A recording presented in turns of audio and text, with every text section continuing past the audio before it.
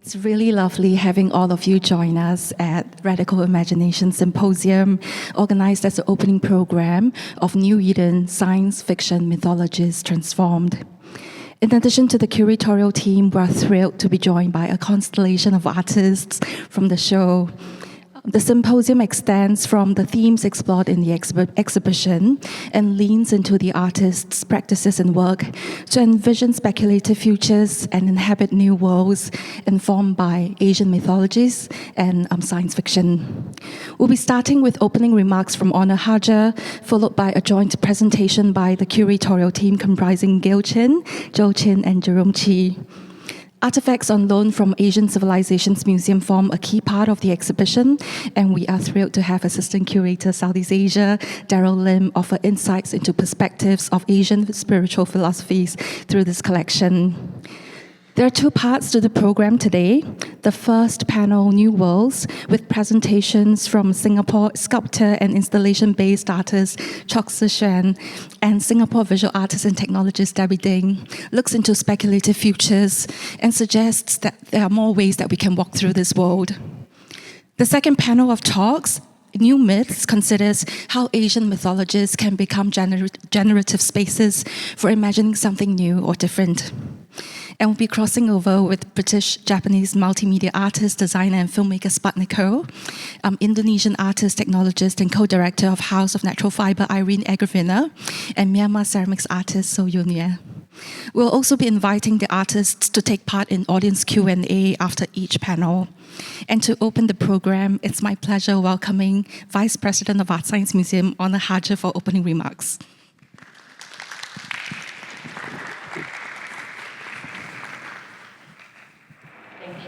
Good afternoon, everyone. A very warm welcome to Radical Imagination, the symposium marking the premiere of a new exhibition curated and produced by ArtScience Museum.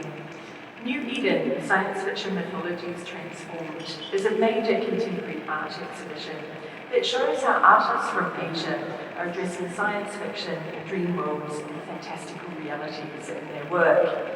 Today's symposium features presentations from some of the artists, curators, and partners who've made the exhibition possible. We will delve into the themes of the exhibition, which weaves together narratives found in the Western cinematic and literary tradition of science fiction and ideas inherent in the Eastern spiritual traditions that have evolved over millennia. I want to begin Radical Imaginations by reflecting on why ArtScience Museum have curated this exhibition at this time, with a rich companion program of events. I think it's fair to say that the contemporary art world around the world has had something of a fascination with science fiction in recent years, and there have been many, many exhibitions of contemporary art which delve into science fiction in some way. But rarely the science fiction approach from the perspective of Asia and through the work of women. New Eden does just that. Curated by Gail Chin, Adrian and myself, the exhibition makes connections between Asia and the West. Popular cultural science fiction concepts such as parallel worlds, interdimensional travel, and transcendence are notions that are also deeply rooted in Asian philosophies. New Eden draws lines between these discrete cultural traditions. We found synchronicities between the speculative ideas in science fiction and ontological concepts embedded in Asian spiritual frameworks such as Taoism, Hinduism, Shintoism, and the diverse belief systems of Southeast Asia. The exhibition focuses on the work of Asian women artists and collectives, a decision driven by two imperatives. First and foremost, the 24 artists in New Eden are some of the most critically acclaimed artists working today. Practitioners like Chow Fei, Mariko Mori, Patty Chang, Li Bo, Nuna Jiong are globally renowned for their incisive work, as are the artists who are presenting today, including Sputniko, the House of Natural Fiber, Debbie Ding, So Yunwei, and Chok Si Xuan. Secondly, the exhibition confronts the masculine bias of science fiction, historically a Western male-dominated genre. By foregrounding women and diverse voices, New Eden reconfigures traditional narratives, embracing a more pluralistic form of storytelling and art making. Today's symposium kickstarts ArtScience Museum's new season of science fiction, a 6-month-long celebration of the genre, which features New Eden, a soon-to-be-announced second exhibition, plus film programs, performances, and events. Alongside New Eden, we are screening the 3D science fiction film, The Flavor Genome, by renowned Korean artist Annika Yi. Next week, our VR gallery presents Samsara, an exquisite science fiction virtual reality artwork made by the Taiwanese artist Xianqian Huang. Further anchoring our science fiction season is a major film program curated by ArtScience Museum entitled In Search of Tomorrow that features over 25 contemporary and historical sci-fi films. Putting New Eden and its wider science fiction season together over the last 3 years has been an immense effort, and I'd like to acknowledge some of the people who have made it possible. Firstly, the artists. The participants of New Eden, especially those who are speaking today, have been incredible collaborators throughout this process. I want to thank them for their generosity of spirit, which has led us as a group of curators to tell the stories that we've intertwined into New Eden. Secondly, to our local collaborators, Space Logic, our production partner, and the Asian Civilisations Museum, one of the key lenders in the exhibition. The show moves between ancient mythology, contemporary art, and postmodern cinema. And the narrative that we built would not have been possible without the collaboration of both our local partners. And I'm pleased that you'll be hearing from the Asian Civilisations Assistant Curator, Darryl Lim, very soon. And to my team here at ArtScience Museum, New Eden is an exhibition curated and produced in-house, which means the involvement of our entire team. Today's event has been artfully produced by our programs team, especially Xin Yang, who you've just met, and Jia Ying Chu. Programs were also involved in the exhibition, contributing research around cinema and literature, especially Gillian Goh and Jerome Chee and Rachel Wong, who are also the curators of In Search of Tomorrow, the film program. And you'll be hearing from Jerome very soon. My deepest gratitude goes to my co-curators, Adrian George, Gail Chin, and Joel Chin, all of whom you'll be meeting shortly. Gail and Joel are also the producers of the show and have taken the idea that we had for an exhibition of science fiction and transformed it into something that's truly magical. Gail and Joel, I'm very grateful to you both.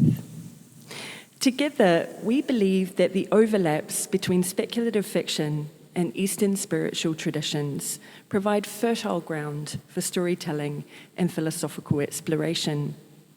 New Eden shows how art can forge connections between seemingly disparate fields. The artists within New Eden challenge our preconceived ideas about what we see in science fiction and, by drawing on their own Asian traditions, show us how new narratives, aesthetics, and creative propositions can be found. We hope to take these ideas into our new season of science fiction, showing that by embracing polyphonic perspectives, we can advocate for futures that are more genuinely reflective of the diversity of contemporary society. Thank you.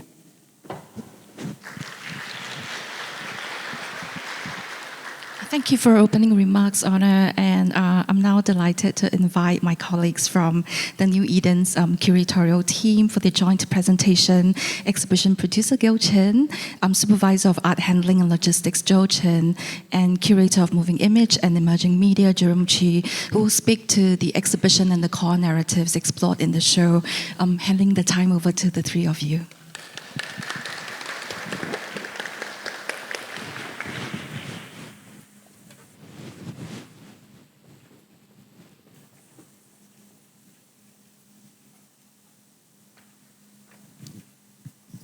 Hi everybody, I'm Gail. Hi, I'm Jerome. I am Joel. Thank you so much for coming to the opening symposium. So I think kind of our joint presentation today is to really share, the behind the scenes of putting the kind of curatorial vision together, our research on a very extensive sort of Western science fiction timeline, and also mapping the Asian sort of research that we have found within the show itself. So as you know, New Eden Science Fiction Mythologies Transformed is a contemporary art exhibition, and we have so much to thank for to the artists who actually have so much rich sort of storytelling that really helped to weave the narrative together. One of our kind of research methodology was to map the history of science fiction. As you know, it is a Western-dominated genre, and throughout our research across 2 centuries, we found a lot of Asian sort of materials from films and literature that we helped to kind of weave together. And I think this is probably the first time where we see such an extensive science fiction timeline. But by looking at the kind of contemporary materials, we would also like to share, kind of the films and literature that we have also mapped in the exhibition itself.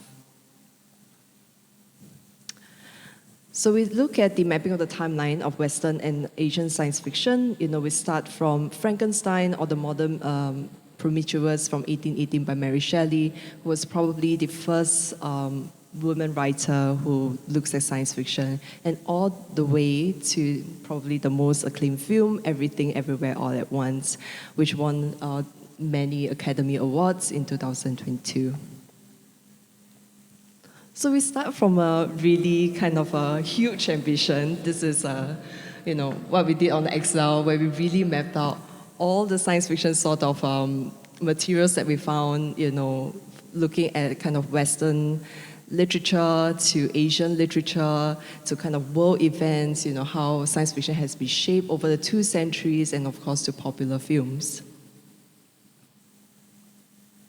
We start from the 2010s and present, and perhaps Jerome can look at the films that we were talking about. Yeah, so I think we decided to show you guys the Excel sheet. I know a lot of us will be very intimately familiar with this pretty scary spreadsheet that every time we embark upon.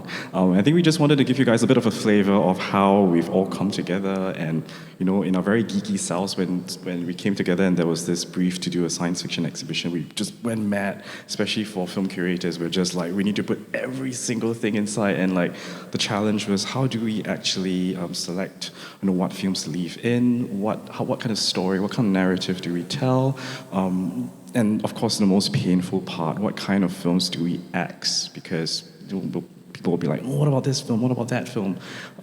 So every single selection was, I assure everyone, painstakingly poured through. There's a reason why we've selected them.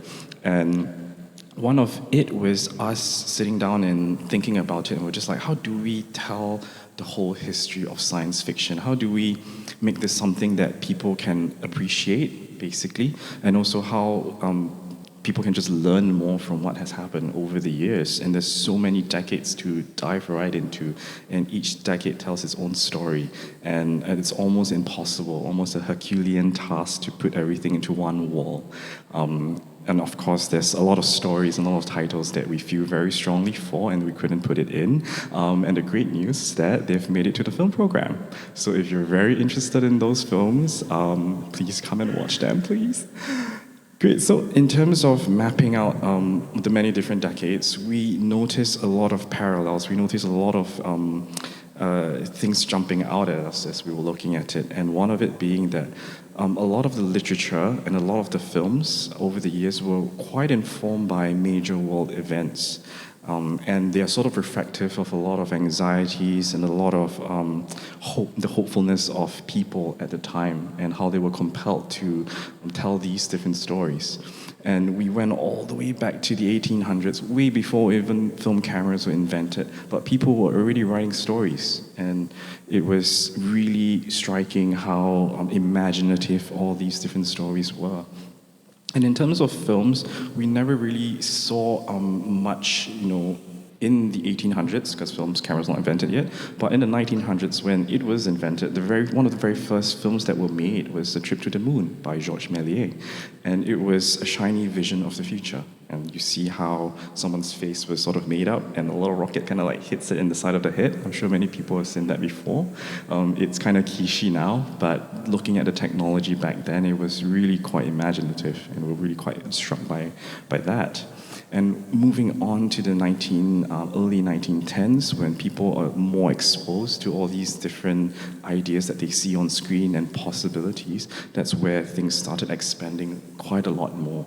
And we see more explorations of films going to space, films that are about his dystopias and utopias. And it was also around this time that a war is starting to brew around the world. There was the Chinese Revolution, World War I was just about at the cusp. And I think people were feeling slightly scared about these things. And that is reflected in the films that were being shown during that period of time. And moving on to the 1920s, 30s, and 40s, and especially in the 1930s with the birth of Technicolor, and with the birth of audio in films, we start to see people getting more and more creative. Lighting design becomes more pronounced. We see amazing lighting in films like Frankenstein, and when the creature moves his head and the light shines in the shadows. Stop me if I'm being too geeky, please. And it's truly really amazing. And we do have some of these films in the lineups that you can see up close and personal. But I guess as we move across the years, we notice that in the 1950s, that's when Asian films started coming up. Asian sci-fi started coming up. We have films like Godzilla, which everyone is intimately familiar with. We have Astro Boy as well. It was one of the earliest animated films ever made. And the director, Osamu Tezuka, he was actually inspired by Pinocchio, and how a young boy is suddenly brought to life, but he'd make it like a robot, a mechanical robot. But in the undercurrent of that, he was actually trying to address a lot of frustration and a lot of pain that he was seeing in the world wars. He just didn't know what to do about it. And because of that, Astro Boy came as a symbol of hope, as a symbol of like sort of that childlike kind of hope for the future. And I think that was one of the things that we thought we absolutely have to feature and we absolutely have to show. And of course, fast forwarding all the way into the 90s, pre-internet, which I guess all of us grew up in and are a little bit more familiar with. And that's where we have films like The Matrix, and films like Ghost in the Shell, and where we explore a lot of how these anxieties of technology and whether or not technology is going to subsume us and take over us, all that fear and all the anxieties reflected in the films that were being shown at that point of time as well.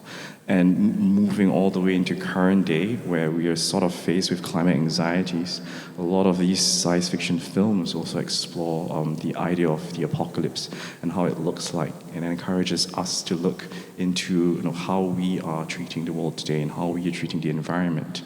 And yeah, this is sort of how a brief sort of taster of how we kind of decade by decade, year by year, kind of looked into the timeline, as you can see. I really wish we could show you the Excel sheet. I know it was very small, but I really wish we could show it. If you want to see more about it, let us know. We'll be happy to show you that laptop and expand it for you. But that's pretty much what it is, yeah.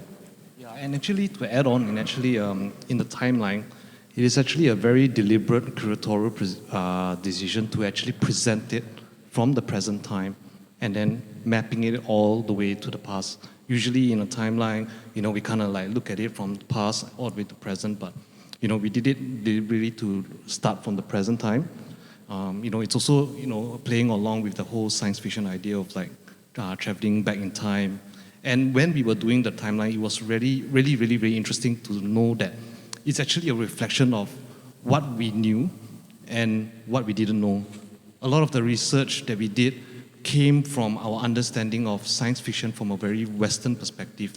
And some of the books and the films that you see being selected here, it definitely resonates with everyone because we have seen it. But there are also some selections that are really obscure, and some of them were really too obscure. Like, for example, in the late 1800s, who knew that one of the very first science fiction literature was actually written in Bangladesh, for example? And in the 50s, even in Singapore, which I'm very invested in trying to find science fiction in Singapore. The first science fiction publication was actually in the 50s, and it's called Tunga and the Flying Saucer. So it's actually a comic strip, and it really talks about saucers that came into flying saucers that came into the lands and in sort of like invading the indigenous village that were living here. And also in the 60s, and 70s, science fiction in Singapore, there was also like science fiction writing competitions. And even in the 90s, we found that there was even a science fiction fan group in Singapore called Tesseract that's unfortunately now defunct. We were like trying to find where did all these people go. We were producing like quarterly magazines and publications of like, science fiction that were written locally. So all of these interesting tidbits really led us to think, yeah, there's so much that we didn't know. All we knew was like what we got from the West. There were a lot of gaps that we found. And also like, when we really researched Mary Shelley, Frankenstein, first science fiction novel, considered one of the first science fiction novel, women writer. And as we go along the timeline, what happened to the women artists, women writers? Many of them had to adopt pseudonyms, in order to achieve a certain amount of commercial success. So that's when we also found that, science fiction was really a genre that was catered to a male audience. And it's something that we wanted to highlight, plugging those gaps between Asian science fiction and also women writers. And just also kind of adding to Joel's comment about women writers, if you can see in the 1900s, we actually found the first Asian woman writer. Her name is Begum Rukoye, where she talks about Sultana's dream, imagines, entirely female utopia. It's considered such a revolutionary idea, especially of what we know about science fiction today. And we invite you to go to the exhibition and really take a closer look at the entire timeline that we mapped out. There are so much rich content that especially, they are written by women, and even some of the writers at that point of time, they have to use a different name because it's so dominated by male writers. I'm just going to jump to the next slide, where we also, work very closely with our programs colleague, Jerome, Rachel, who's not here, and also Gillian, who kind of map out, the popular sort of science fiction films along with artworks. So in one of the chapters of the exhibition called New Nature, where we also kind of tackle one of the big themes in science fiction, which is climate fiction, which really look at kind of environmental crisis. But here we also try to invert the narrative, looking at kind of other worldly beings. So this is commission work to the House of Natural Fiber, which they imagine the Hindu goddess Lakshmi. She is an otherworldly being. She's also known to be worshipped in Java as a goddess of harvest and prosperity. And we also map it out with James Cameron's 1989 film, The Abyss.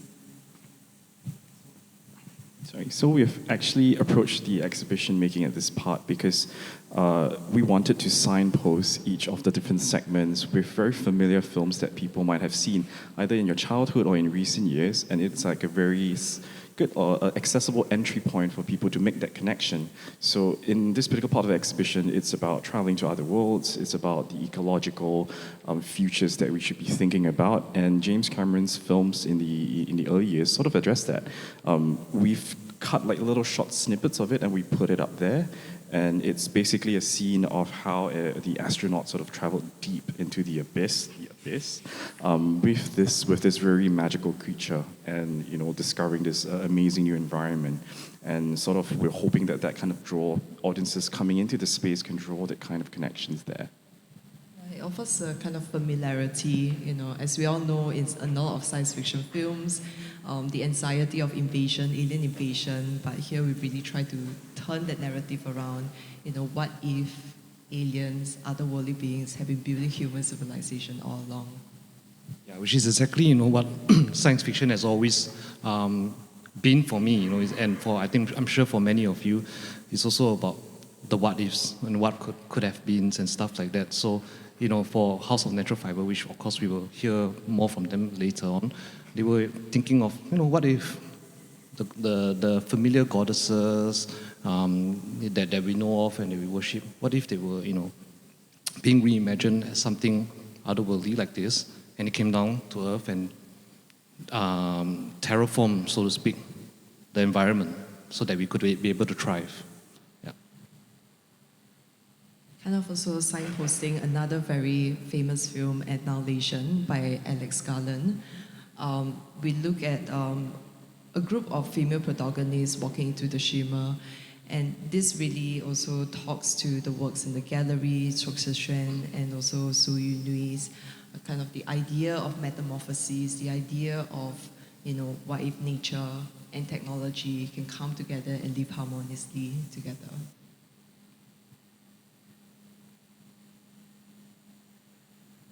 And this, personally, is my favorite chapter. It talks about the monstrous feminine. Kind of growing up in a very religious and traditional household, we look at science fiction and also, they are a cautionary tale. They caution about you, about the future. A choice or action that happens today, impact the consequences of the future. So very much like, the folklore stories that I grew up. If I misbehave, my grandmother would say, don't go out so late at night, the Pontianak will come and catch you. So the Pontianak is a very popular female supernatural being in Southeast Asia. I think in different countries, she goes by other names, the Penanggalan in Indonesia, the Manananggal in Philippines, and Nanak in Thailand. So we look at two very iconic films from Southeast Asia. One is Mystics in Bali from 1981, and Sumpah Pontianak, which means the Curse of Pontianak in Singapore, kind of, and Malaysia of film history. The films that were selected, like Gail mentioned, they were very largely mapped to traditional folklore back in Singapore. And it was really nice to revisit some of these old stories because going deep into the research, we realized there was a lot of misconception with these perceived monsters. Like the Pontianak, a lot of people think that it is a vengeful sort of Malay vampire spirit that haunts people. There's always that consequential kind of thing tagged to these stories. But the thing is, in films like Sumpah Pontianak, in which the Pontianak lore got really popular, the Pontianak is actually a very misunderstood creature. This creature was actually someone who was cursed and was actually forced to leave her daughter and her family behind and to live in the forest because of how she looks and how ashamed she is. And she was never a vengeful spirit to begin with. And eventually, of course, in the story, the Pontianak reunites with her family and was able to defeat the main villain of the story, which is a ghost, an apparition that's been haunting that particular kampong. And this film was actually quite special for us as well, and for me too, because it kind of it was shot near where I live now in Siglap. Siglap in Singapore is in the East Coast, and it's hyper-developed now. It's very known for its pristine beaches and idyllic life. But who knew that some of these amazing films were shot in the very bare kampongs back in the day? And when you go into the exhibition to take a look at it later, you get to see that glimpse of Singapore that is actually not really there anymore. So there is that sort of exploration of past and present. Then perhaps then even the directors and the actors do not know that what the future is like and how it looks like in Singapore right now and what it is. So this is a very amazing part of the exhibition that, like Gail, I recommend everyone to take a closer look at. So in this chapter, we really kind of invert the narrative. We show also other contemporary artworks. You can see at the background, Club Arte, Ex Nia Lambalu, where they invert the narrative of the Manananggal, which is a popular also female supernatural being from Philippines. And over to our kind of curatorial thesis of the exhibition, the Words and World chapter, where you can see the entire map of the science fiction timeline along with the Asian Civilisations Museum artifacts, where we try to connect with the science fiction concepts. I won't go too much details into the artifacts. I'll leave that to Darryl. I think that's all, and thank you, everyone. Thank you.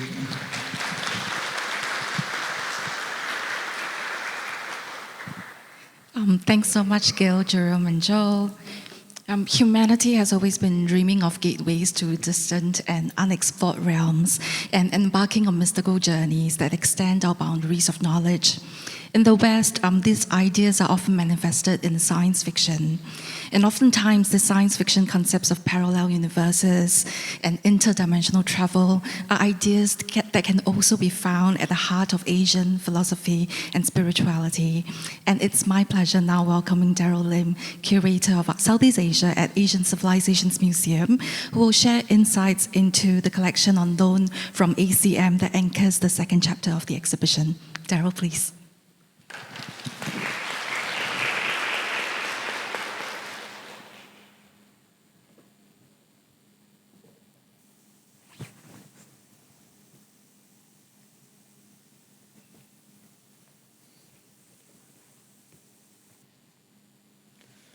Okay, very good afternoon to everyone. Before I begin my presentation, I would like to take this opportunity to thank the team here at ArtScience Museum for taking on loans of objects from the ACM's collection and to be part of the New Eden exhibition, as well as for graciously providing me with this platform to share more about these objects as well that we have on display here today. And it is indeed a great honor and privilege to be here today. And as requested by the ArtScience Museum team, I have been asked to share in greater detail about how the objects that are on loan here from ACM would offer some perspectives on Asian spiritual philosophies from which popular science fiction concepts might have developed. I will do so by further exploring the concepts used as part of the curatorial framework to organize the objects, namely transcendence, interdimensional travel, and parallel worlds. It is hoped that through this exploration, which will also be supplemented by examining additional artifacts in ACM's collection, we could perhaps gain more insights into how cross-cultural interactions in Asia, as mediated by faiths and beliefs, resulted in the making of material culture that might have inspired such popular science fiction concepts that we have today. So before moving on to discuss the significance of these objects, I would like to share more about ACM's collection of religious and sacred art to better contextualize how the objects that we have on loan here today at New Eden might be displayed in the museum's galleries.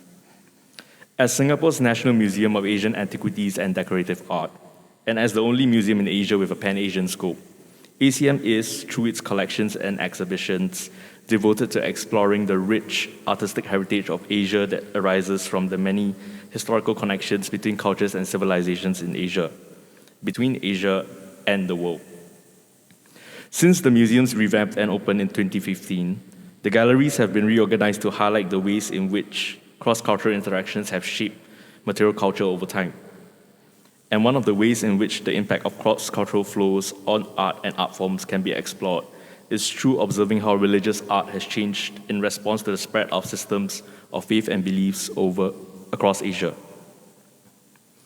These changes in art and art forms are observed in ACM's Faith and Belief galleries, which are located on the second floor of the museum. And here we have a picture of the Ancient Religions Gallery, which is dedicated to exploring the major religions of India, namely Buddhism, Hinduism, and Jainism, and how the many masterpieces of religious art are birthed out of cross-cultural interactions arising from the spread of these religions across major trade routes from India to China and to Southeast Asia. Some of the other galleries in this section include the Islamic Art Gallery, the Christian Art Gallery, the Ancestors and Rituals Gallery, and the Scholars Gallery. And in addition to our permanent galleries, the ACM also organizes special exhibitions to examine developments in cross-cultural art. And with the most recent example being the Body and Spirit Special Exhibition that ran from late 2022 to early 2023. The exhibition sought to explore ways in which the human body is approached through thought and practice and by the various faith communities, and some of the objects that were on display for the exhibition are also on display here today. In similar fashion to what is being explored here for New Eden, that Western science fiction concepts draw on Asian spiritual philosophies, the Faith and Belief galleries at the ACM, with its display of cross-cultural religious art, also examines not only connections within Asia, but also between Asia and the rest of the world, and how these interactions come to shape religious systems and philosophies and the associated material culture. These connections across cultures also facilitates conversations between objects and show how the development of material culture speaks to not only one theme, but also to various cultural and belief systems at once. Something which can also be observed in this exhibition, as beyond highlighting interactions between the East and the West, the objects also speak to the various science fiction concepts all at once. Okay. So let me start by sharing on the theme of transcendence, which is explored here as a process through which one moves beyond the limits imposed by both the human, physical and mental condition. So on this side, the reliquary in the shape of a lotus mandala, which is a 11th to 12th century piece originating from Pagan Myanmar, speaks to the concept of transcendence through its depiction of the 8 great events of the Buddha's life on each of the petals. Transcendence is, of course, best exemplified here by the Buddha's attainment of enlightenment, which signifies the breaking out from the cycle of rebirth that is known as samsara. Stylistically, the lotus-shaped mandala also symbolizes this transcending of physical and mental limitations, where lotus flowers emerge to bloom above the muddy waters, as with how the attainment of spiritual and insight and knowledge would lead to one gaining enlightenment. This iconography of the lotus mandala as a symbol of transcendence is also noted to have been a product of interactions across cultures, where it first emerged in northeastern India during the Pala dynasty. Here we also have an example of a lotus mandala that is currently on display at the ACM's Ancient Religions Gallery. This lotus mandala opens to reveal the deities Chakrasamvara and Vajravarahi, who in their embrace serve as a metaphor in Vajrayana Buddhism for the union of great bliss and emptiness. The shared iconography between both pieces therefore highlights how cross-cultural interactions have been crucial to the spread of spiritual philosophies.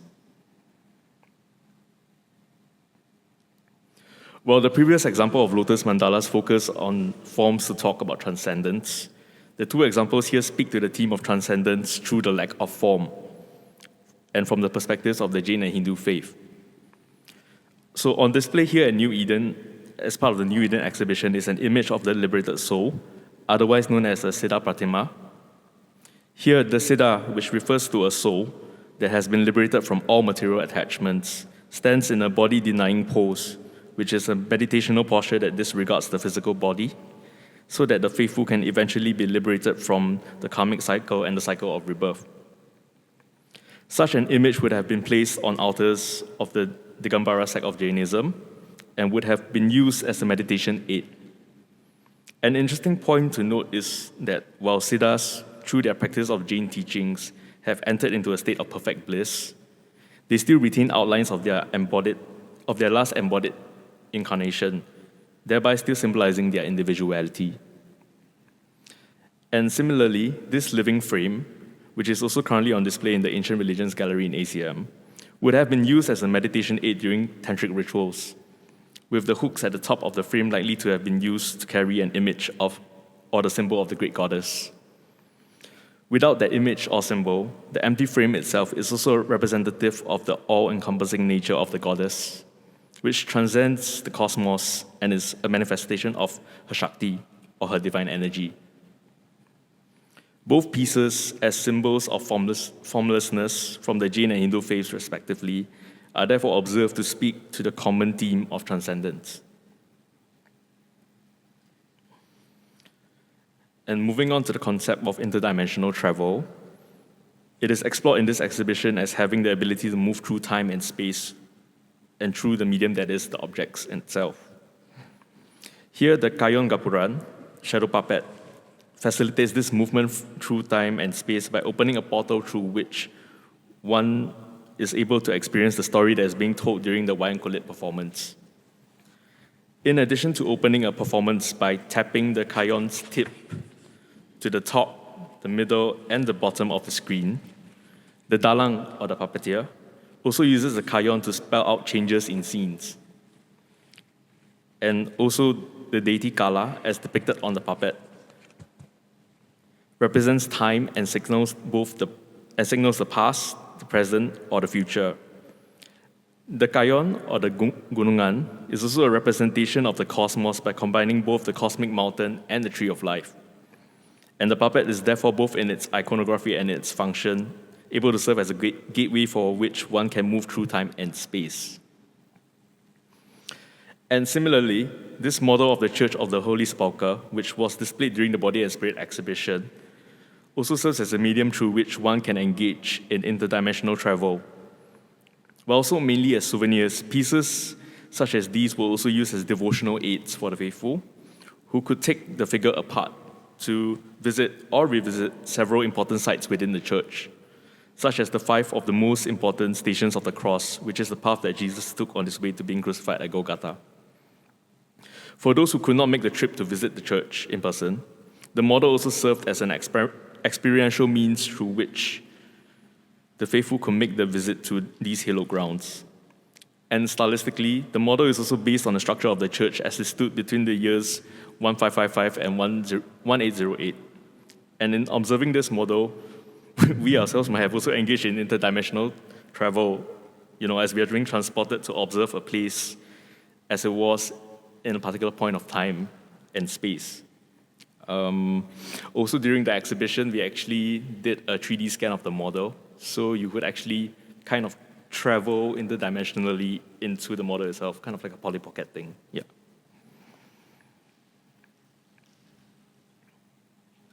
Okay, so interdimensional travel can also be conceived of in terms of how objects might be able to facilitate one's journey into another realm after one has passed on.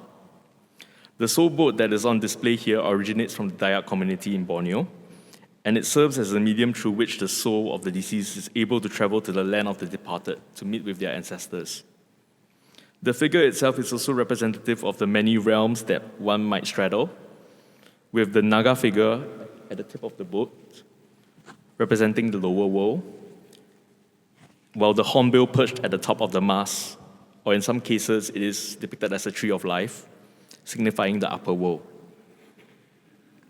Similarly, the Chinese Peranakan funerary gateway, together with other ritual paraphernalia, would serve the function of guiding the deceased onwards towards their next journey. And like the soul boat, the object itself, with ornate carvings of mythical scenes and figures from beyond the mortal world, is a visual representation of the many realms that one might have to straddle. And we can therefore observe that the materiality of religious art, and especially those that are on show here, is such that while they might serve as mediums through which one can engage in interdimensional travel, they too, in an iconographical sense, are also representative of the interdimensional travel that they are understood to facilitate.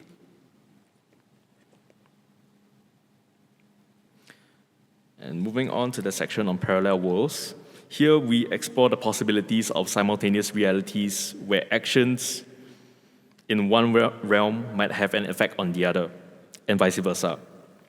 And one of the lenses through which the phenomenon is conceived of is through the system of karma. So here, the universe, in the form of a human being, as depicted in both a male and female body, draws on the concept that the cosmos can be personified in the form of the human body. Jains believe that the universe is infinite with no beginning and end. The middle world, Madhyaloka, is where the humans live, and with the realms above representing the abodes of the gods and goddesses, while the spaces below depict scenes of torture in hell. Jains also believe that of the inhabitants of the three worlds, only humans can transcend the cycle of rebirth within their lifetime.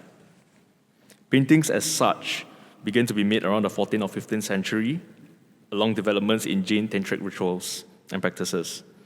And a yantra as such would have been used as an aid for meditation, as seen from the grid marks which mark out the dimensions of the cosmos. It's a bit tiny. I mean, you can see it in the galleries, but they're actually markings to kind of depict the time periods whereby the gods would take to travel from one frame to the other. The representation of the different realms and the realization that one can only enter into extinction in the realm of the humans serve as a reminder that not only do parallel worlds exist, but that the connections between these realms are tangible.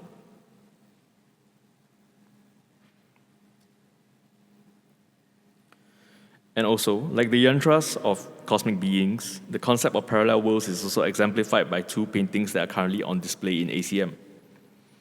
The Thai Buddhist shrine on this side features a scene from the story of Pratmalai, who, after traveling to both heaven and hell, expounds on the value of merit making so that one might enter into a better rebirth and eventually attain enlightenment. A similar concept of merit making and generosity is also told in the Vesantara Jataka scroll. The Vesantara Jataka is the last and most important of the 547 Jatakas, or stories of the Buddha's past lives.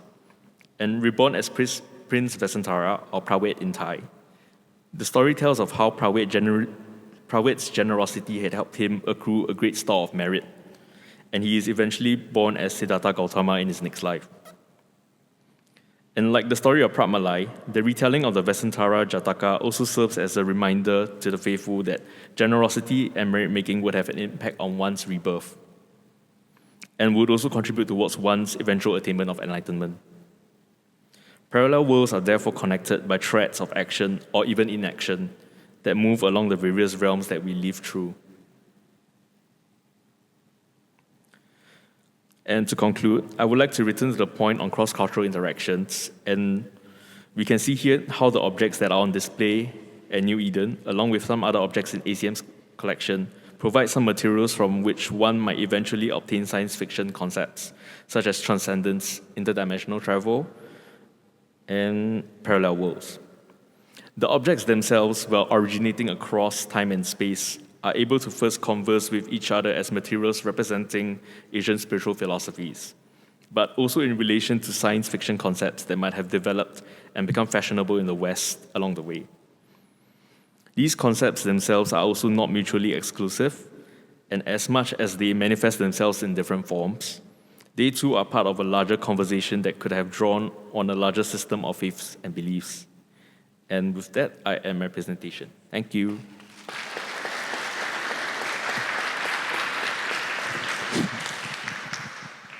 Thank you so much, Darryl. Our next speaker, Chok Si Xuan, is a Singapore sculptor whose practice is heavily influenced by technology and science fiction. She explores uncanny, contradictory, and mutated figurations through found and made objects. The fate of the natural world is a recurring theme in science fiction, and one of the threads in New Eden speculates on nature's potential to transform and thrive against all odds. And Si Xuan's artwork in the exhibition, Latent, explores cybernetic systems, the hybridity of machines, and nature within speculative futures. Please welcome Si Xuan to the stage.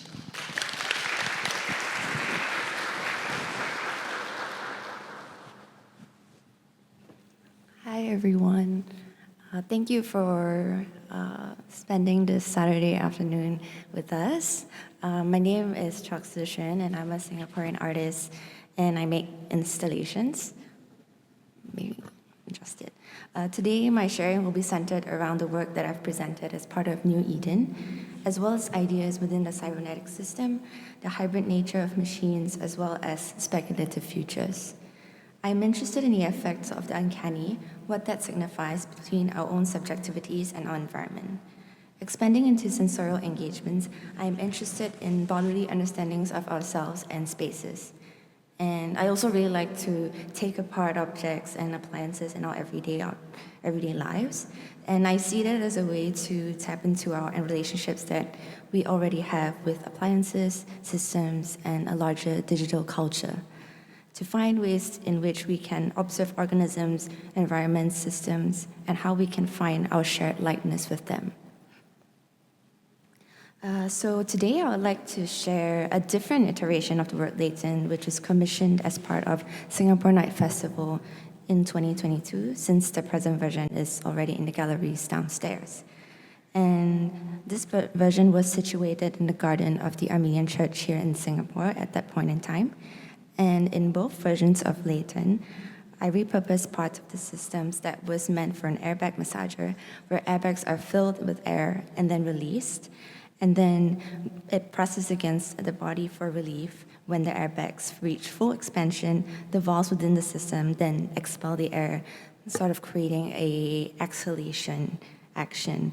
And I correlated this pneumatic system of pumping and releasing air to the gesture of breathing. And I find it really fascinating that the act of this mechanical act can be translated into something that we recognize and do with our own body.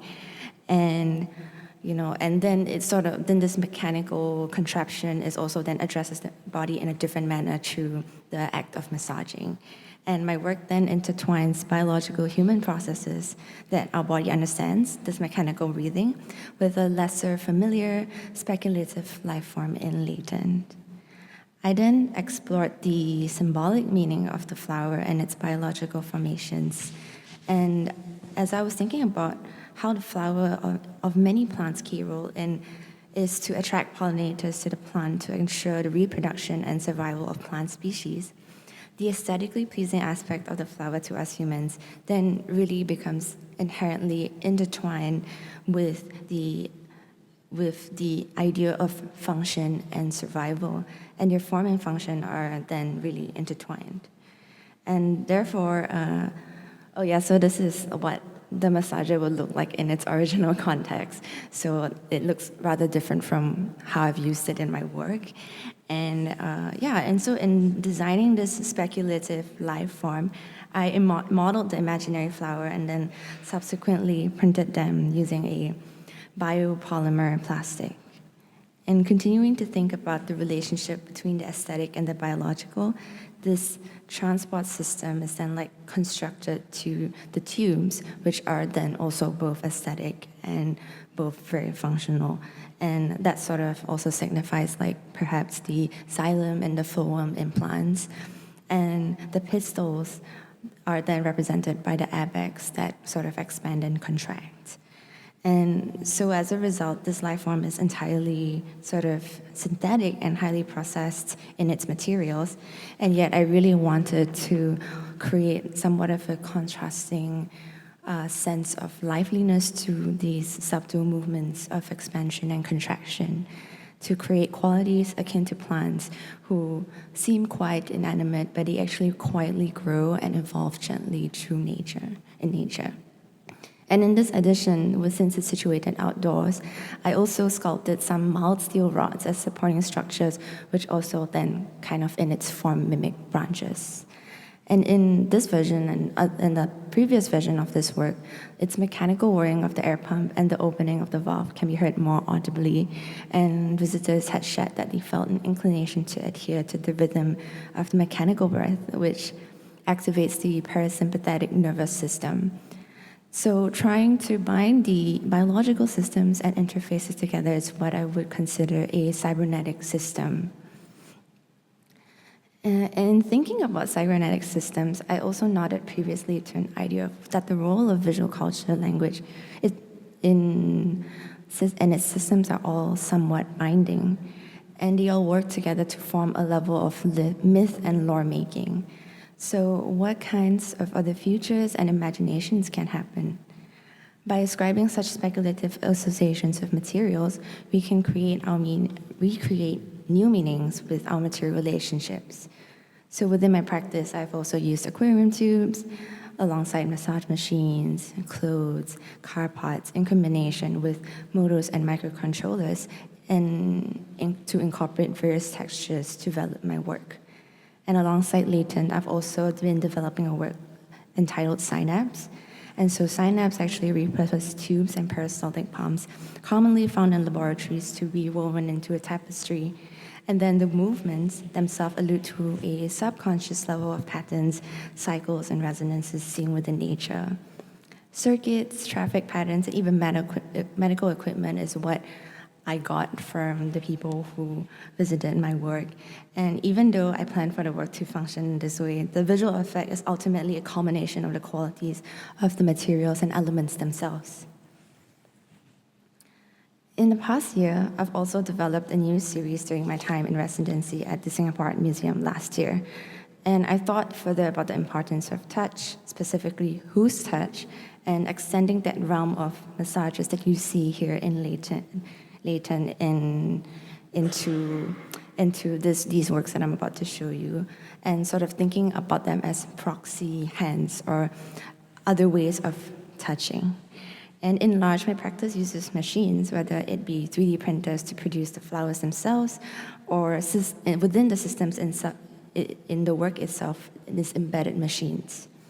And that goes to show that machines are inherently produced for labor, and how particular acts, when delegated and mediated by machines and systems instead of other humans, then change their meaning.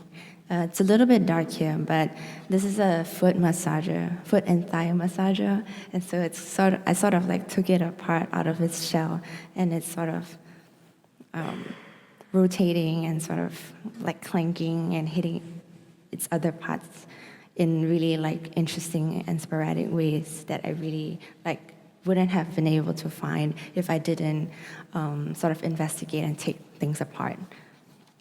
And massages that are designed to address bodily tensions, that made me think like, what does it mean when we have machines to touch us?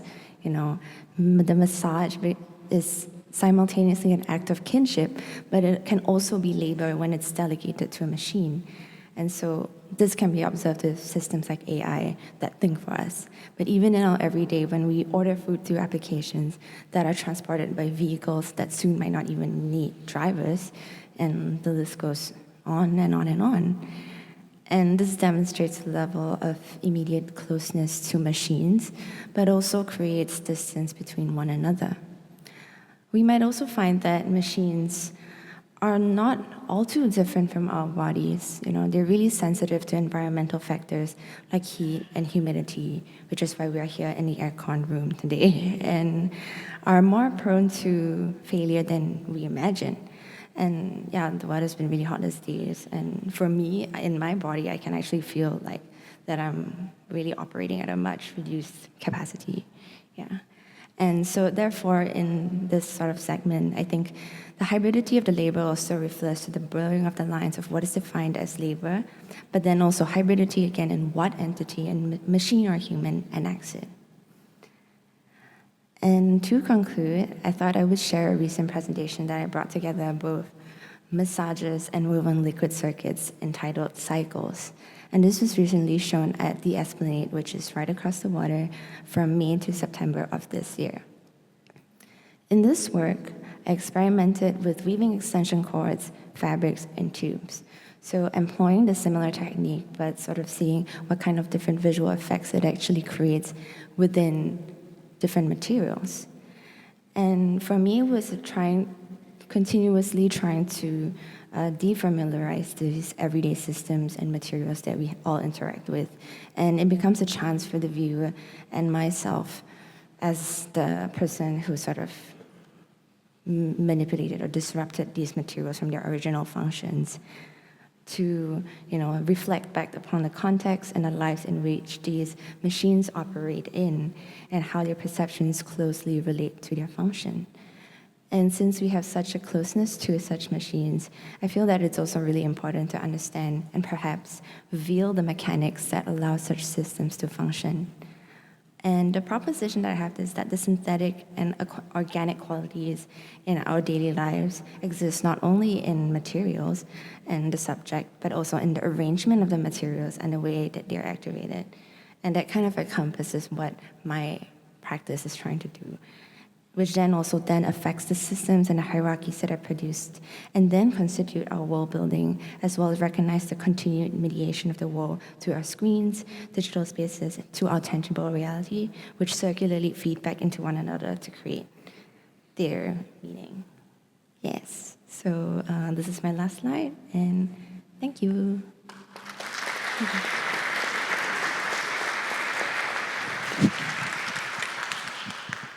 Thank you, Si Xuan.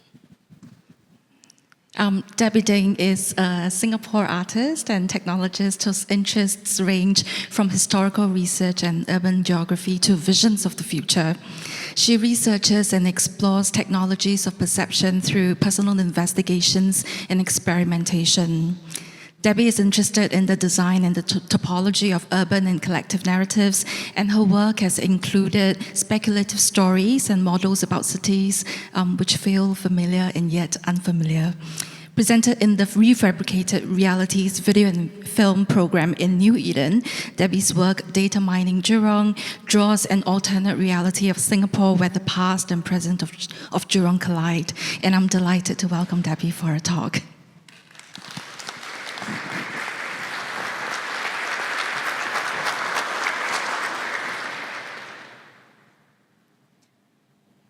Hi, everybody. Hi. Thank you for inviting me to speak at this symposium today. My name is Debbie Ding. I'm going to share a bit about how the work Data Mining Jurong first came about. So this was a project that I first worked on that was with the Singapore Art Museum and also students from Nanyang Polytechnic, the diploma in interaction design where I used to teach. So it was kind of a project that's also made very much with people from Jurong and also with the students from interaction design. So it was actually a collaborative work with everybody in a way. So the project was actually first shown in the Science Centre, which you may know is in Jurong, although sometimes people forget that it's there. So we wanted to kind of explore. So what on earth is Jurong? So we actually visited Jurong many times and also spoke to a lot of people while making this project. Trying to unearth what exactly is this place in Singapore. So these are some more pictures of it because in the past we used to show it. It's kind of a live work on the game engine. So you actually could see it playing live in two different screens. So you would see it as a descent. As a viewer, it was on the floor previously where you would feel like you were descending down this tunnel, which I'm going to explain the idea behind. I'll show you some more pictures of it here. But maybe I'll take a little step back first to talk about also where this work is coming from for me as an artist. So I think for me, in the beginning, before I made all these weird kind of techie kind of things in game engine, my interest was in maps and in cities. So I used to make a lot of different kind of maps for my own self, like where I'm going to, or I wanted to make this collection of all my dreams as maps. So I began by making this giant kind of book, about 100 of these maps of my dreams, because they're quite visual. And I felt like maybe, you think about how maybe if you're in a city, sometimes your experience of the city, even if the place doesn't exist anymore, maybe it still has a big influence in how you remember it. And I thought about the dream, like sometimes you wake up from a dream and you feel like, it's colored your whole day. So could I actually kind of translate that into something, and show people what this weird map of my dream would be like? So I made this book called Dream Syntax. This was called, I think, about 10 years ago, collecting all these dream maps. You wouldn't know if it was true if I really had a dream like that, or maybe it might even be wrong. But at least it was a kind of attempt to translate it over. And I think for me, I used to think about the different ways in which I also map the city. I like walking on the ground, because that's one perspective of seeing it. I also like being on the top of things, going to the top of buildings, going to all the tall buildings and all the vantage points that you get in the city. And they're also, humans really like to see things. And I always love this picture of the Curiosity rover, because it shows, when human has reached a place so far that we cannot even visit. Like none of us here are probably going to get a Mars in our life. But, this is the picture it sends back, that man sends back to say, look, this is probably the edge of our imagination of the world.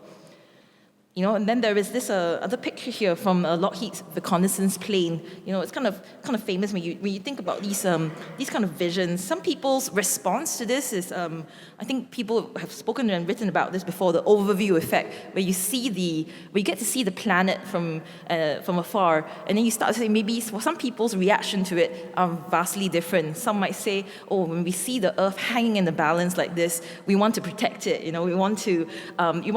actually feel a very deep connection to the Earth.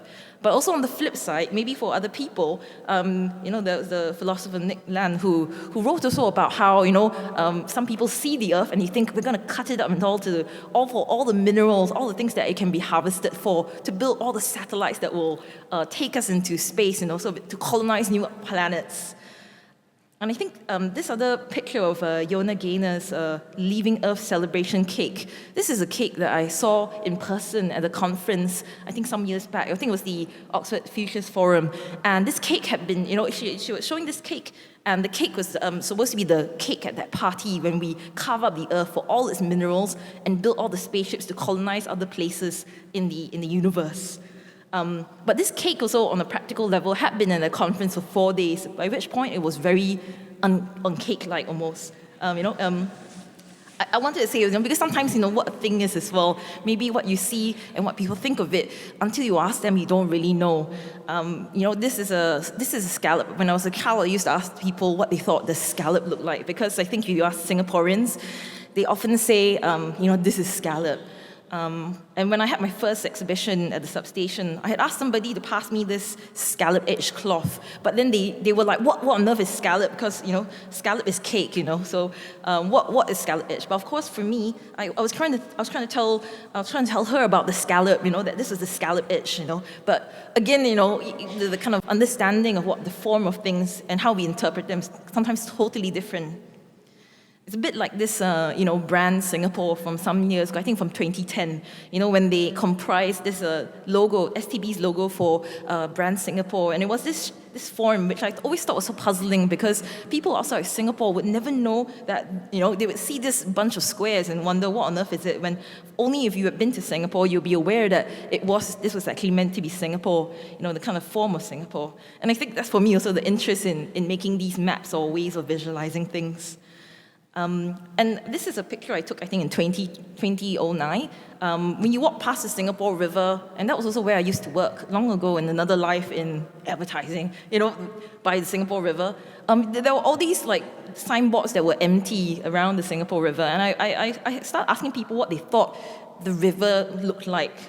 And the answers that came back were often very varied. They were all very different. Some people thought the river looks like this. So I started making these maps to try to translate what they thought the river looked like into different shapes. So this is actually what people told me they thought the Singapore River looks like. All very different, very unusual shapes. Maybe not even accurate ones, but mapped like that. Even a lake. And thinking also about how the map is also an artistic work also. So this is a picture of what SLA provided in a court case against streetdirectory.com, I think in 2007. They were saying that they owned the map and that the copyright had been infringed because it was the artistic work of the Singapore Land Authority, and they argued it because this is the shape that they put on they put the shape, this is the shape on the left in streetdirectory.com, and this is what SLA had in their data. If you've been there to Fort Gate, you will know it just looks more like a cube. It doesn't look like this. So they said this is why it's an artistic work.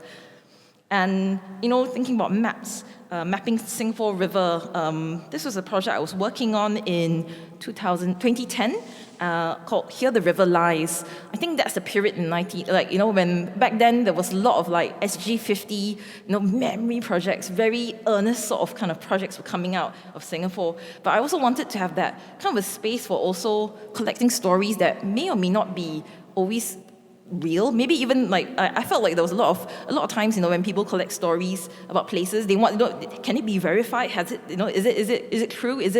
How about the bad stories? And I think Singaporeans also are sometimes a bit reticent to kind of give their bad or not very accurate kind of stories. So instead, what if I made an archive of the stories? And the stories could be also the invitations for the public to also contribute stories that can be real, can also be fake, can be imaginary, can be really bad stories.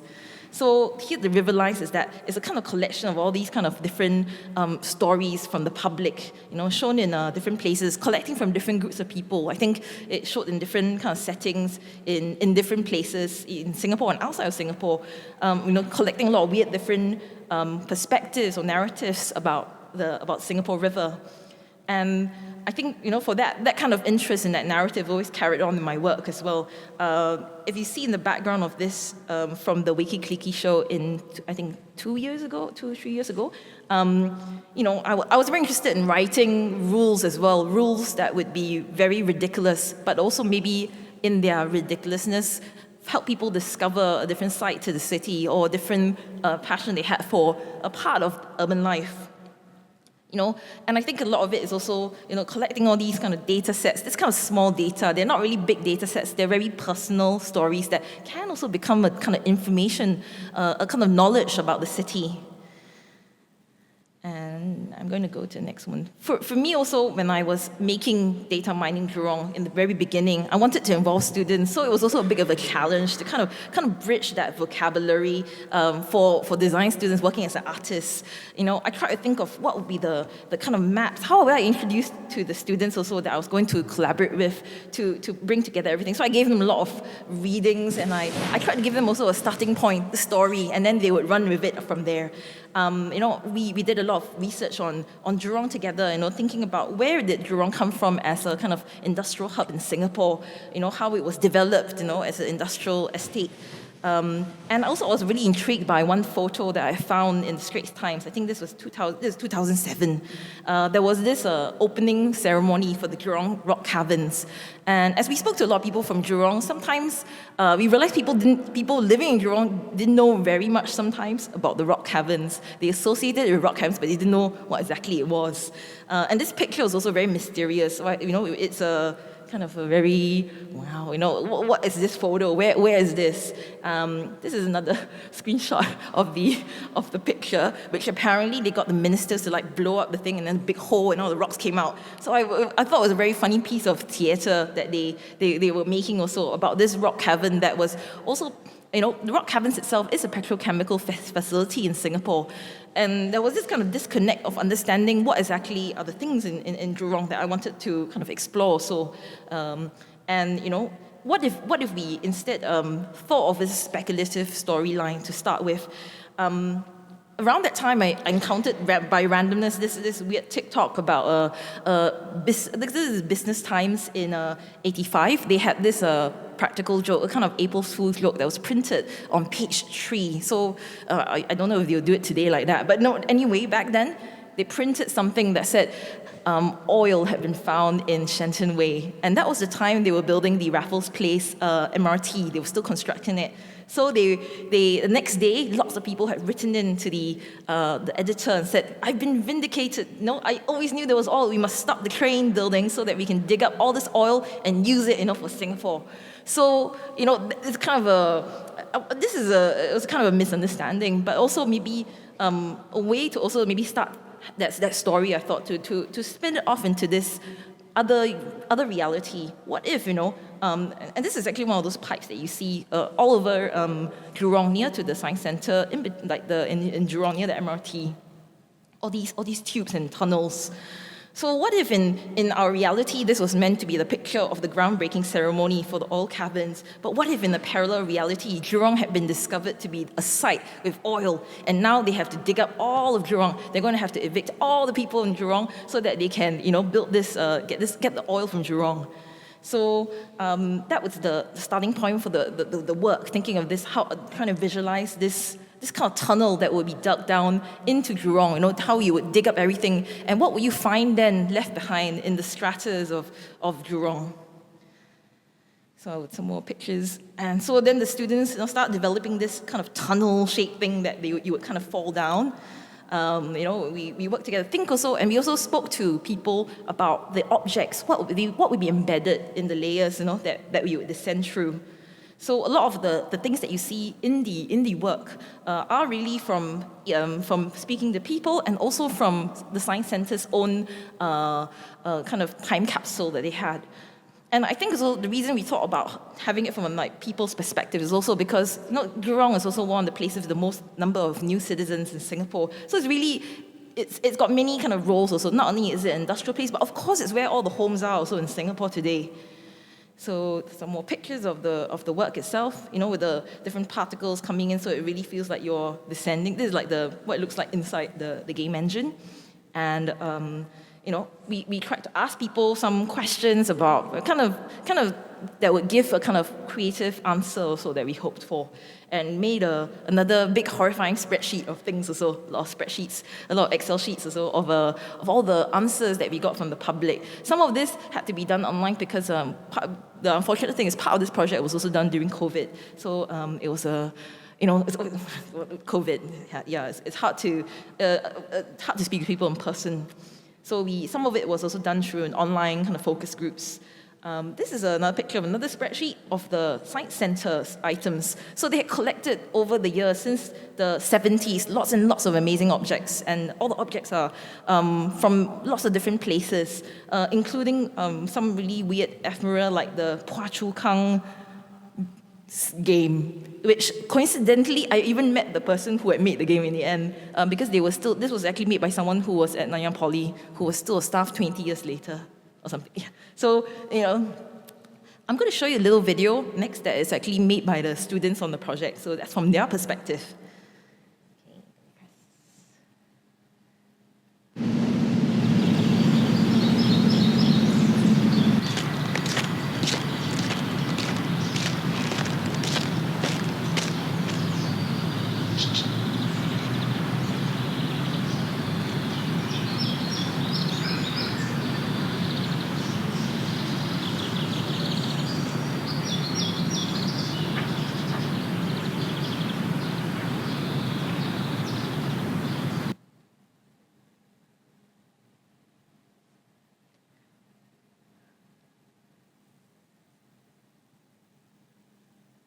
As you descend an endless tunnel, fragments of Jurong reveal themselves in the layers of rock strata, jogging collective memories embedded deep within your mind. Everyday sounds echo off old film projectors, abandoned train tracks, and fishing rods, which jut out of the rough tunnel walls, forming an uncanny museum of Jurong.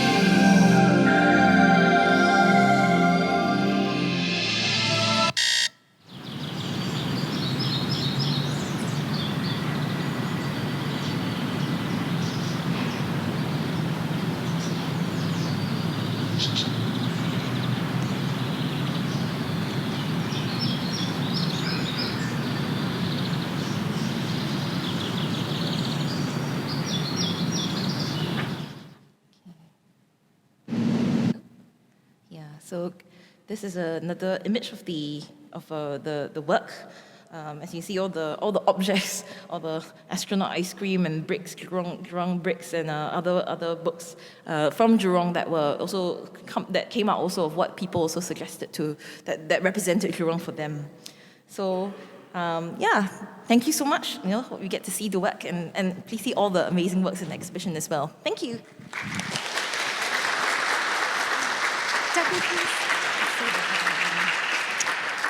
Thank you, Debbie. At the same time, we would like to invite Si Xuan, Darryl, and Gail back up on stage, and welcome Director of Programs, Exhibitions, and Museum Services, Adrian George, who'll be moderating the panel and taking questions from the floor. So I'll hand the time over to you, Adrian. Thank you, Sin.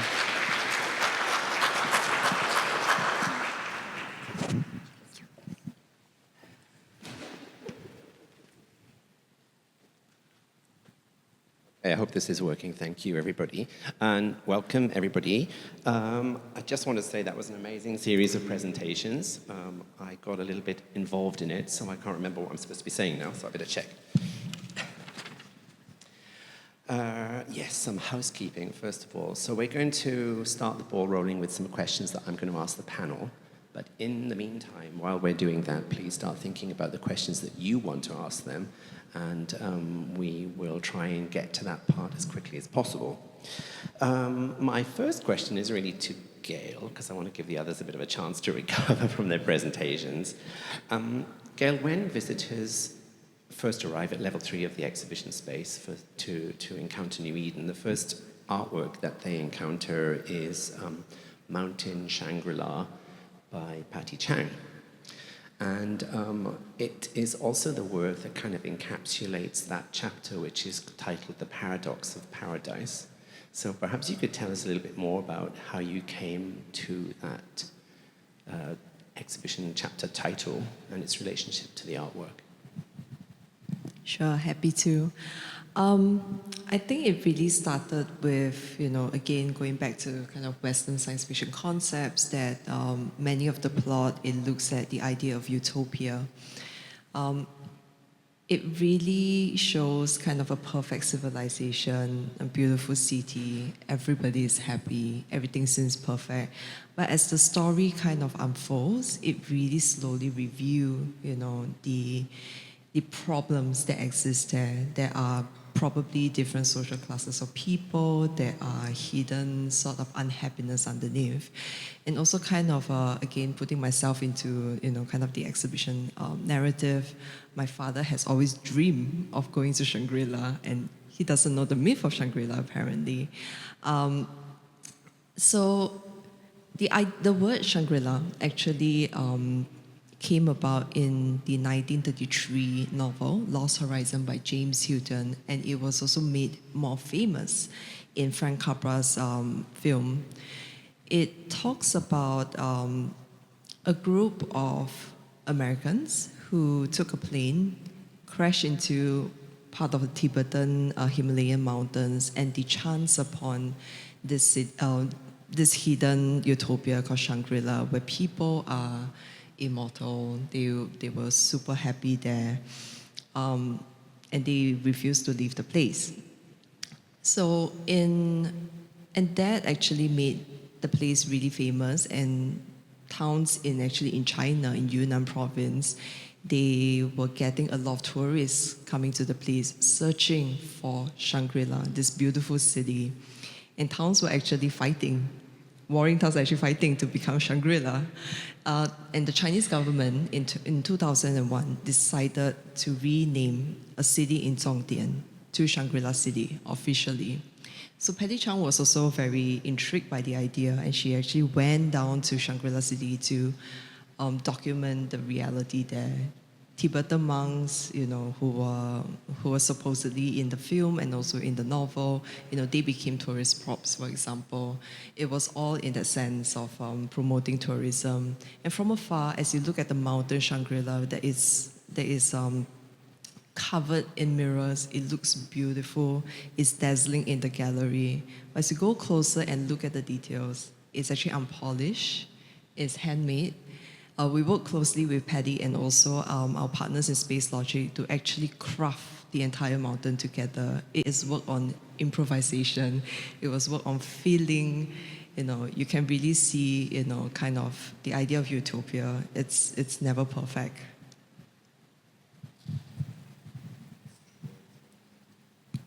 Okay, finally, got it. Yeah, it's awesome. I kind of find it completely fascinating, this kind of idea that on the surface it's so perfect, and then when you get closer to it, you realize the flaws start to step into it. It's exactly the paradox of paradise that you've titled the exhibition, that section of the exhibition.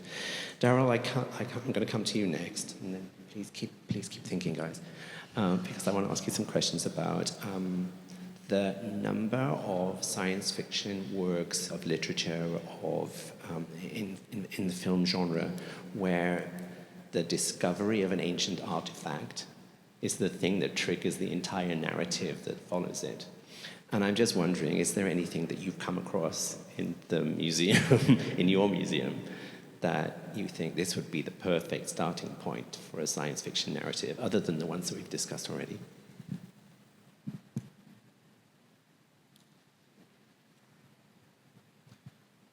So far, actually, no. But actually, we have within our collection certain pieces that were based on, I would say they were science fiction films, or rather, they were actually based on real artifacts that were then translated into films. So within our collection, we have this Zodiac heads that were actually part of this Jackie Chan movie. Yeah, so they were actually casted and donated by Jackie Chan himself to the museum, and they're currently actually on show in Hong Kong as part of a traveling show. Yeah, so that was actually one of the instances whereby you actually have this artifact inspiring a film, and then it comes back again to making objects in itself. Yeah. Awesome. So before I start throwing out even more questions, can I just check if there's anyone in the audience with a question? Because I've got immediately one here. So if there's, we can do that, and then I can also fill in with some questions if we get a little moment. Hi, thanks for the insightful talk. Can I check, as artists or curators, how do you balance, between artistic freedom and the respect for cultures or certain religions and cultures have certain taboos, and how do you not cross that line and offend others? Do you want to take it down? So I guess at ACM, how we curate our displays as well is also very much in consultation with the local faith communities. So most recently, we've actually set up 2 showcases, one on Sikhism and Judaism, and we actually source for loans and inputs from the communities themselves. So for the Jewish community, we actually got 2 loans of 2 Torah scroll cases from the Jewish Welfare Board. So that also involved us going down to Magen Abbot Synagogue to actually speak with the rabbi, to actually understand how these were used, where did they originate from, and we actually learned a lot of stories along the way, which also ties into Singapore's Jewish community, that most of them were Sephardi Jews, they came from Iraq, so on and so forth. With the Sikh community as well, we've also consulted them. We've actually asked them, for this object, can we display it in this particular way? Do you have any reservations about it? And they've also shared with us their thoughts. And we, of course, as well as when we're writing a text, we also consult them and check with them that, is this okay? Is there anything that we need to take note of? And yeah, so it's actually a very close partnership with communities itself. I would say that it's impossible for every curator to be an expert in every object that they display. But I think, Gail, if you want to talk about the monstrous feminine bit, because that's where you did a huge amount of research, and maybe you can expand on that a little bit. Yeah, I think in terms of ArtScience Museum and for the artifacts, we've also in close consultation with Asian Civilisations Museum as well. In terms of artwork labels, we make sure that when we're interpreting the artwork, we are always in close consultation with the artists as well. I think that's also quite a very important element. But in terms of films, we have our film curators, we have also other production house and kind of external advisors to make sure that the kind of archive history, especially for the mystics in Bali and Sumpah Pontianak, it's properly articulated, within the narrative itself. I'll ask another question because I've got a whole book of them. So this is for Si Xuan. When I first encountered your work, I kind of felt that it was, Sin mentioned it earlier, she mentioned the uncanny, and I found it quite unnerving, but at the same time, very kind of meditative and calming, because as you mentioned, you kind of find yourself sympathetically breathing in the same time as it. But I wanted to ask you about how you end up encountering this technology. Was it something that you just accidentally happened upon, or did you consciously go and search for that technology? I've got a supplemental question as well, but maybe you could do that bit first. Yeah, thank you for that question. So I think how I came to actually finding these systems was, definitely a combination of chance and discovery. And I initially wanted to construct a pneumatic system myself, just because I think that it's really interesting to sort of have a mechanism that actually takes or produces air and is able to funnel and concentrate it into something. And so, and at that point in time, I was actually really interested in trying to create soft robots. And then I realized, oh wow, actually a similar system already exists within massagers. And I think that became extra powerful because it's already something that is embedded within other applications like massagers. Yeah, so I think that is how I sort of explore and find materials. And also I really like to explore like e-commerce platforms on my in my free time, like Taobao and Shopee. So I end up finding a lot of weird stuff there, and then somehow just sort of incorporating that into my work. I love that. So let's go back to the audience, see if there's any more questions. Everyone's very quiet. So my supplemental question to you is, if you had unlimited free access to currently available technology, what would you be looking for to play with? Let me think. I mean, right now I'm exploring using memory-shaped alloys. So I'm using this metal called nitinol. So it's a combination of nickel, tin, and it's created at NOL, stands for the Naval Ordnance Labs. And so it is a memory-shaped alloy, meaning that it can be sort of forced to remember a particular position in which this sort of piece of material is in, and then you can sort of manipulate it by like passing current or heat through it to sort of create tension or expansion or contraction. And so maybe more of that material, because it's quite pricey. Yeah. Hey, and do you kind of test the limits of the material? Do you really push the material to its end to see what you can make it do, or how does it affect the process of art making? I think to my best knowledge, because I am from a fine arts trained background, so I don't have that much knowledge in electrical or any kinds of engineering. So it's a lot of MacGyvering and a lot of Google and YouTube tutorials. And so, I think to the best of my abilities, I try to really just like, play around and try not to get electrocuted and stuff. That's always a good aim during the making process. I'm looking again to the audience to see. Oh, there is one just there. Thank you.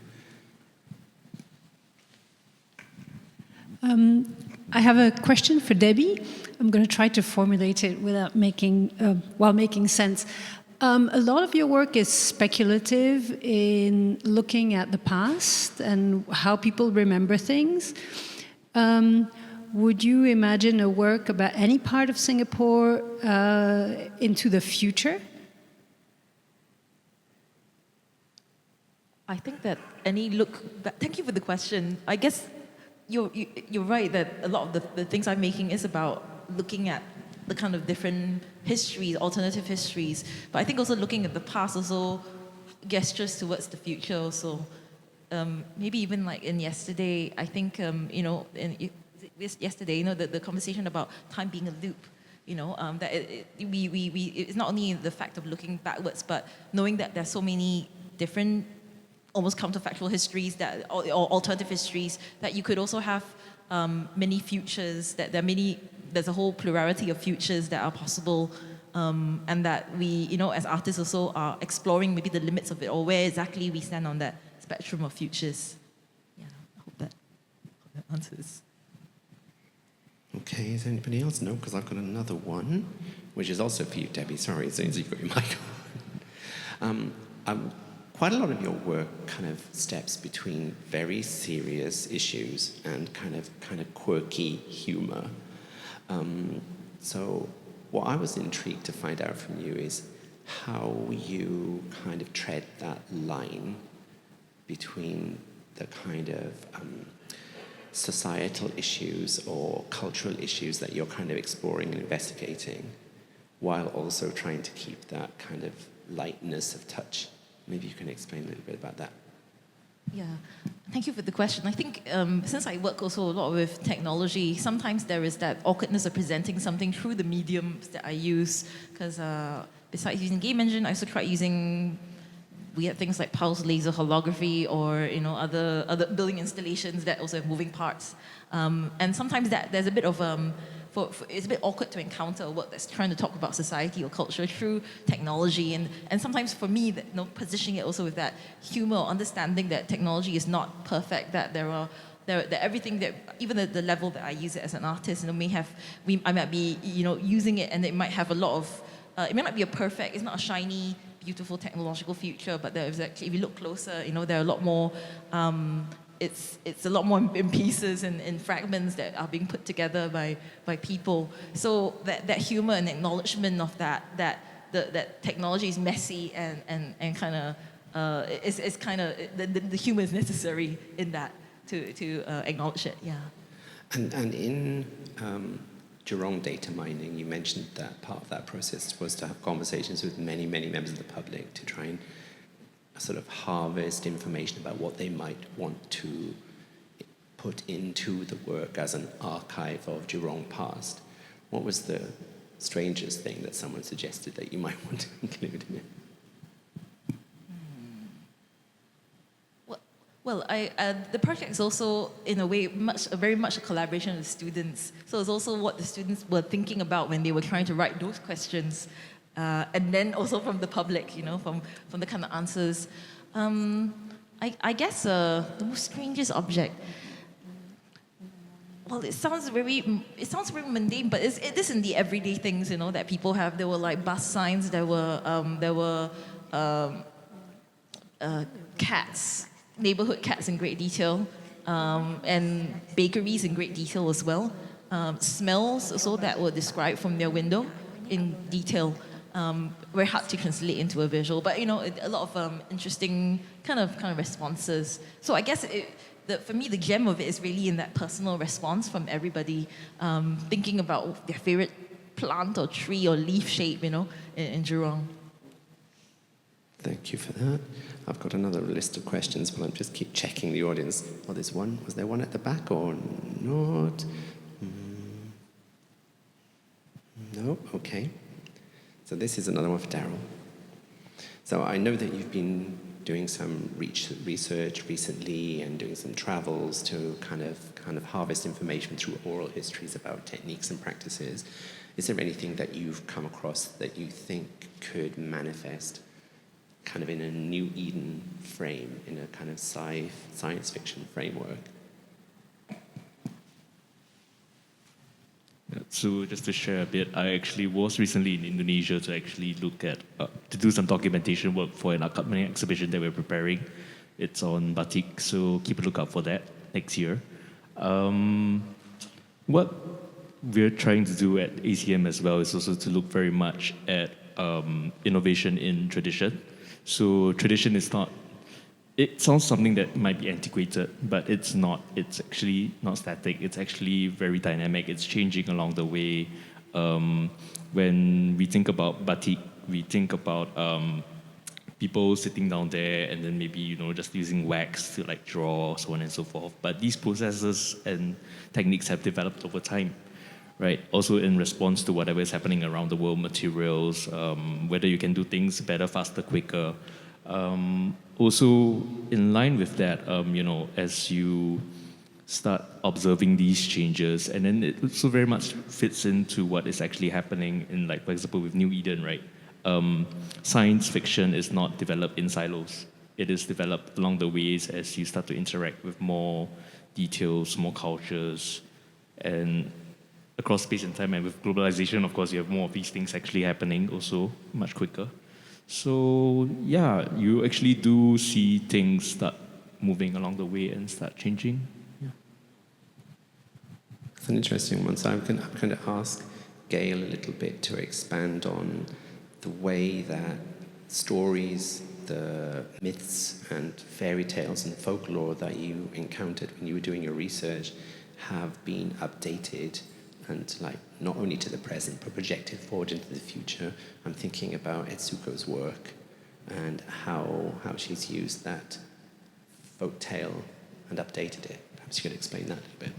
Yeah, so Etsuko Ichihara's work, titled Namahage in Tokyo, she was also fascinated in terms of, looking at how ancient folklore might work in, kind of a modern city. So she did a lot of research. She went to the northeast of Japan, where she looked at the Namahage, which is an ogre-like demon who used to threaten villagers.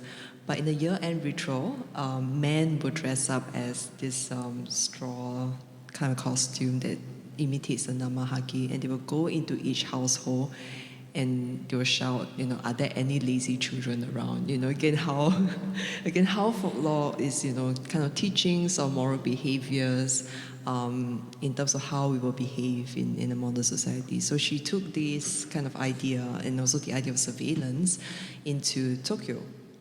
And how would Namahage, the sort of ritual and the understanding of Namahage sort of folklore, how will it apply in Tokyo? So she reimagines a Namahage in a futuristic being, looking out in social media if there's any misbehaving adults. And this Namahage will come and, do a mind hacking to punish them. And it really shows that, ancient folklore, it seems like a grandmother tale, but it really actually does teach you how to behave as a moral person, in today's sort of society. Thank you for that. We've still got a few. There's one question there. Over to you.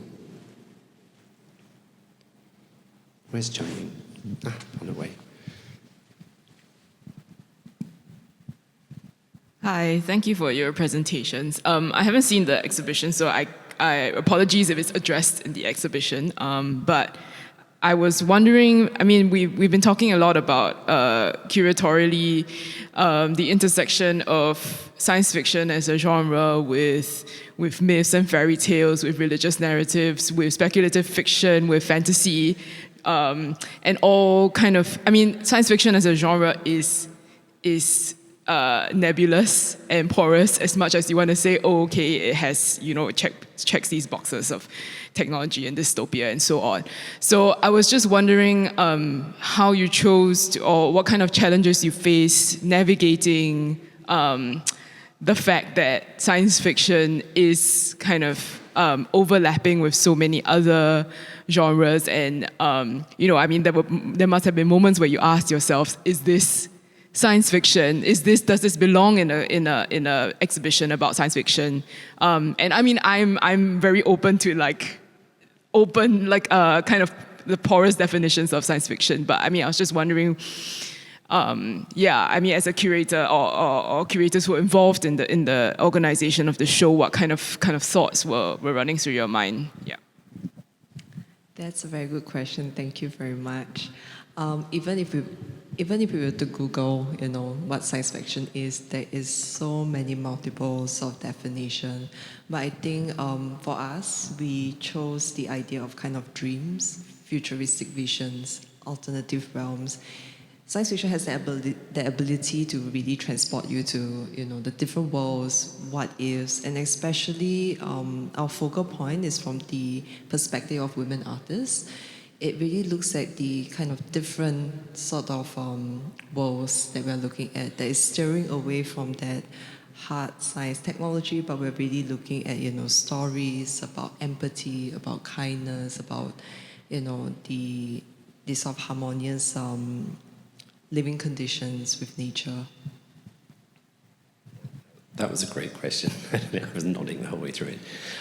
Sin keeps flashing a sign at me that says wrap up, but I'm going to ignore it for a few minutes, because I just want to ask a final question to each of you, but maybe I'll start with Si Xuan. So many ideas that we've seen in past science fiction have become a reality. What would you anticipate that you see in current science fiction, or you can imagine is going to become the next thing to be real from the science fiction realm?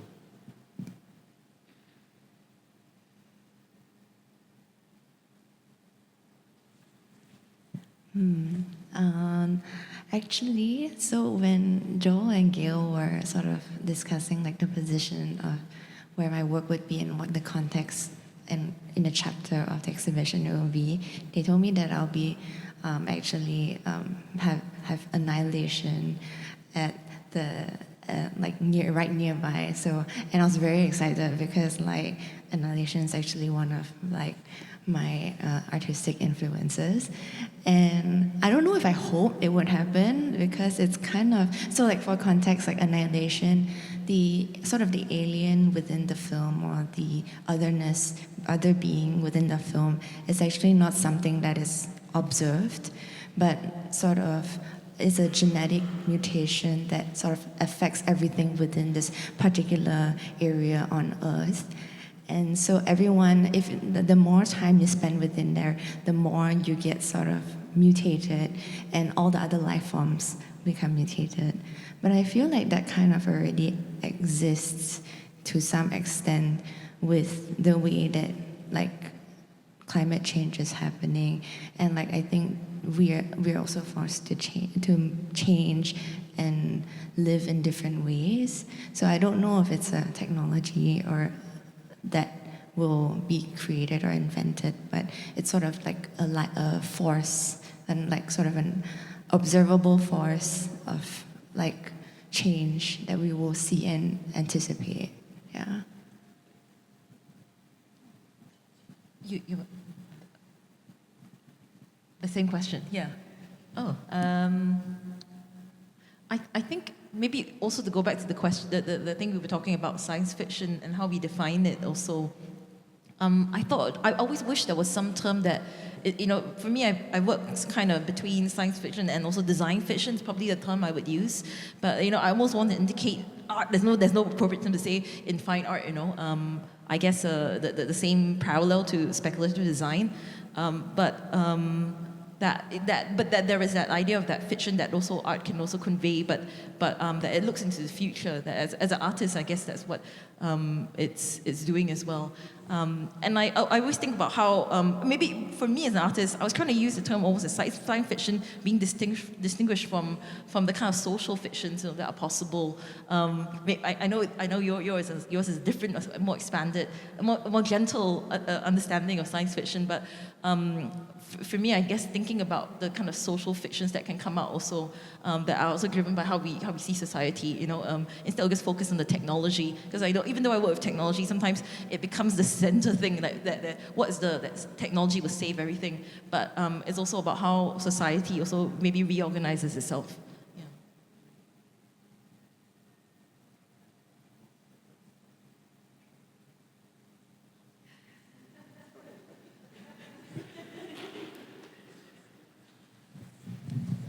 Sorry, Adrian. Repeat the question. Yes, please, thank you. Which science fiction, either piece of technology or because actually both Debbie and Sir Xuan raised it, concept, idea, that is kind of manifested in science fiction, do you anticipate being the next thing to become real?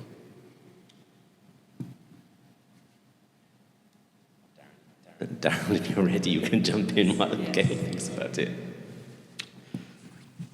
When I think about science fiction and what I've consumed like over the past few years and all, I always ask myself a question of what is it that hasn't already come to pass? Because it is pretty much as it is an imagination that you think and you conceive of something and you write it down, it's also very much shaped by your own experiences and what you have come to see around you. As with what is being shown in the exhibition, right? You have all these concepts, and then they actually draw on from particular sources. So I don't know. It feels like there's no surprise as to what might actually come next. It might really just be there. Yeah. I think kind of extending Darryl's comment, I think the idea of uploading your consciousness, seems very possible. So again, my mother is a very religious woman. She believes that, the soul will go up to heaven, after hours of chanting. And quite evidently, I think it's also to preserve. After death, there's always this need to preserve a certain memory of a person, kind of a memory or... Yeah, so I think it's very much coming to fruition. The idea of virtual reality, virtual immortality, even, if somebody passed away, the essence of them on Facebook or Instagram is still there. I think definitely more will be developing soon. Thank you very much. Sorry, that turned out to be quite a challenging question. I thought it was going to be a fun one. And on that note, unless I'm seeing one more question from the audience, which I'm kind of... Oh, there's one. Thank you for leaving it to the last minute. But, okay.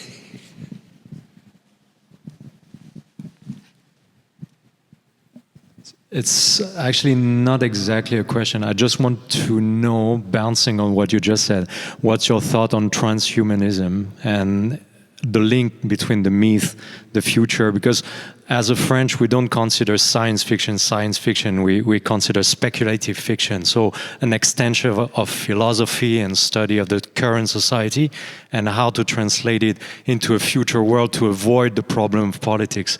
But transhumanism now, especially in the Western society, is causing tons of trouble between philosophy, between sociology and current politics. And as artists, curators, I'm interested in transhumanism because I read old books from the 50s and the 40s and the 30s by theologians that were talking about it, and now technology is catching up. So it's not even surprising exactly, but it's causing a lot of theological, philosophical trouble now. And I want to know what's your current thought about it. Is it a good thing or bad thing? Or who's going to take it? I mean, while you're thinking about it, just to make a comment in relation to transhumanism and New Eden, what we are doing with New Eden is to present a load of questions, a load of artworks that ask questions about what the future is, what the future feels like, what it can hold for us. And so I think it is becoming increasingly complicated and difficult to unpack or separate. I think Bernie was also saying that, what is science fiction and how do you define it? That was a big challenge for us. It was about, on the scale that we were working with, where did it land? And the same thing with regards to spirituality, philosophy, religion, belief. It's really nuanced between all four of those words. But we've got works which touch on several of them simultaneously, so I think it's becoming more and more blurry. And it's only people like me, art historians, who want to put it in a box and kind of separate it out. But what do you guys think? Gail, Si Xuan, Debbie, anybody want to follow up? It's our last question, so we need to be succinct. That was a very tough question.